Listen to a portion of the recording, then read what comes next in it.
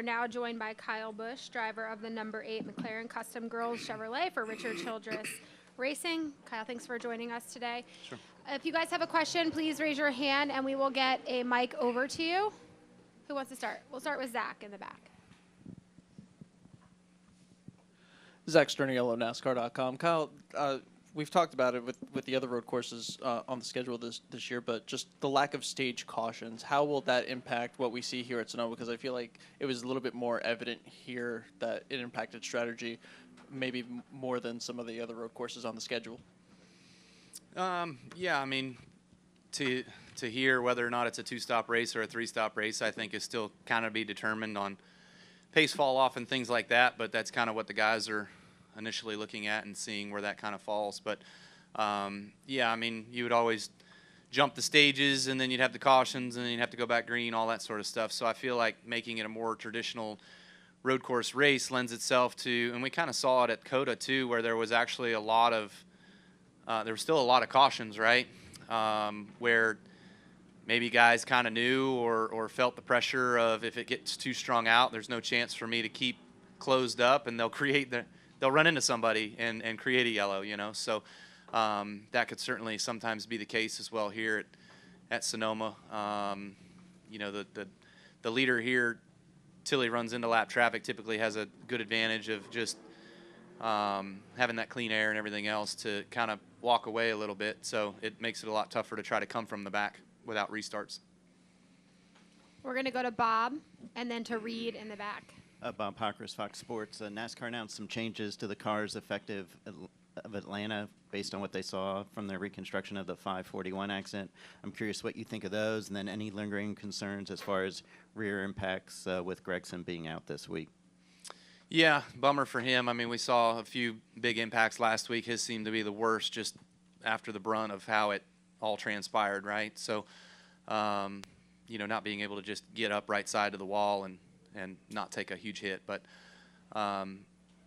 you know, the safety advancements of the car and things like that, that's all great, right? We need it to withstand big hits and hits like that and whatnot. But, you know, I feel like we keep adding material and keep adding weight and keep making these things heavier, you know. We used to run 3,400-pound cars. Now we're like 3,600-pound cars. So what's the limit? What's the level of how heavy is too heavy? So, you know, there's a few, just talking to some of the engineers that I've spoken to, like there's a few areas of the car that are really, really, really stiff and don't have any sort of crush zone like the old car used to, and that's why those bars broke. And so we didn't look at any of that. We didn't cut any stuff out to soften up the frame rail, for instance, to let the frame rail flex. All we did was add stiffeners to make it even heavier and stiffer. So, again, I'm not a genius, but at some point we all have to reimagine some things. We'll go to Reed in the back and then to Claire, Lee, and then Jeff. Reed Spencer with the NASCAR Wire. Your win at Gateway was your 63rd. Next on the list above you is Earnhardt with 76, and then Jimmy and Cale Yarborough with 83. Do you look at that as realistic goals that you might be able to achieve? Yeah, I mean, I would have said, you know, probably the 2015 to 2019 time frame when I was winning 5-6 at a clip. That's definitely, you know, obtainable. And then we kind of slowed down the last few years, and then I would have probably told you I don't know if I'll get there. And then this year we've got 3, and I feel like there's plenty more, you know. So hopefully we can continue to showcase that at RCR with the 8 car and go out there and win some more. So, you know, I think anything's possible. I think it would be more fair to talk about, I guess, once I at least hit 70, right? Which, you know, that could probably happen by the end of next year, so hopefully it does. We'll go to Claire, then Lee, then Jeff. Claire Belang, Sirius XM NASCAR Radio. Now that you've got your win most recently in 3 wins, now people are starting to say, well, we thought that Austin Dillon would learn more from Kyle, or that he would win, or look how Kyle's racing and Austin isn't there yet, or, you know, is it hard for him? And then how do you boost him and help him? And all, you know, the rising tide floats all boats, right?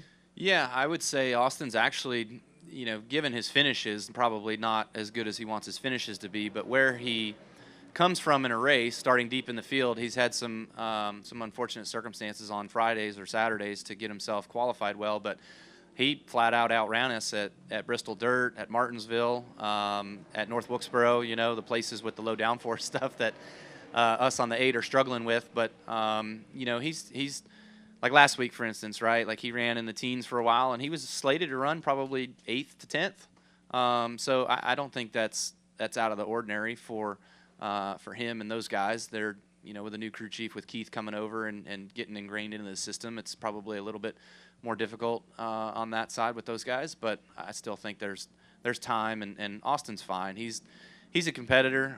He's got a lot going on behind the scenes as well. But I really enjoy working with him. He's been a great teammate, and we say a lot of the same things and talk a lot about how to continue to improve and make our stuff go. So that part of it has been really fun.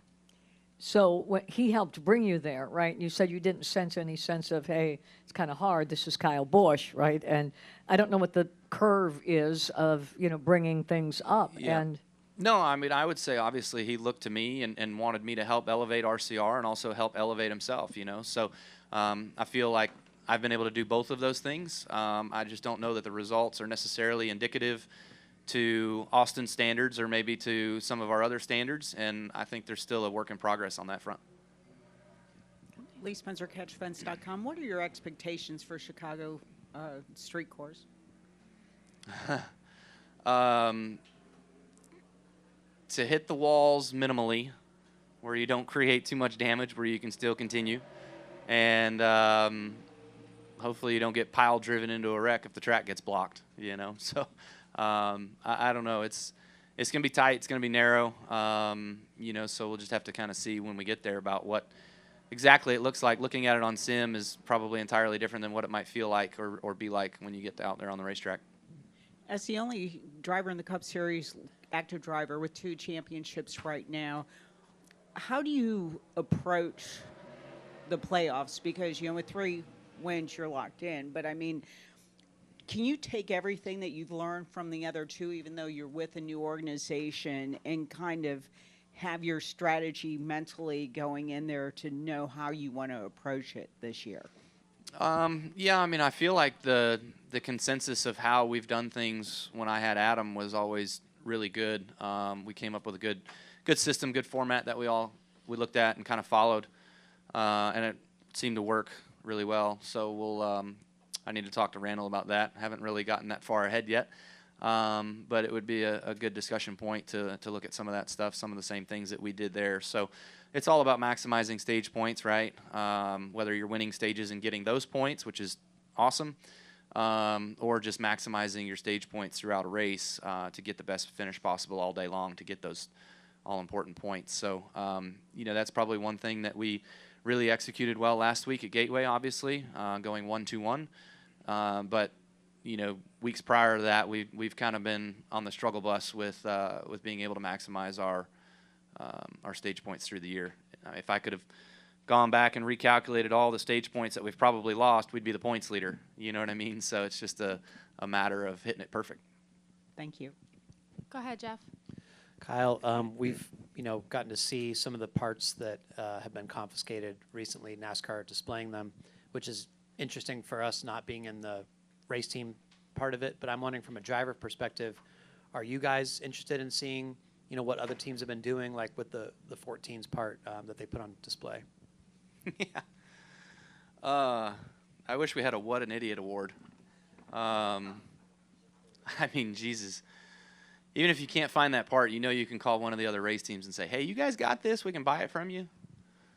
That blows my mind. I don't get it. For as little as that probably meant, that was a huge fine to the pocketbook and points book. So anyways, yeah, no, I think it's kind of cool that they show all that stuff and show exactly what's going on and what guys are doing. And so, I mean, and we're all – what's crazy about it, though, is – all the penalties that have come out of, the tech center, I guarantee you could take 15 of them after every single race and there would be something wrong with 14 of them, So it's all the tricks and what you're trying to do and what you can get away with all the time.